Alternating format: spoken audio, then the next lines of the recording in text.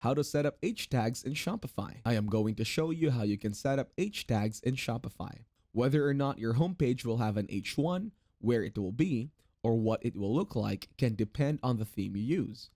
The steps we go through here may not be exactly what you need to do. They should give you a place to start though.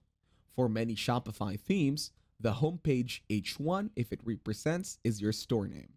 Sometimes it is also your website logo, which could be better. If you think you need an H1 on your website, it is best to check first. To find out if you have an H1 tag on your homepage, you might want to right-click on your website and homepage and click Inspect. Once you do that, you will want to hit Ctrl F and do a find for H1.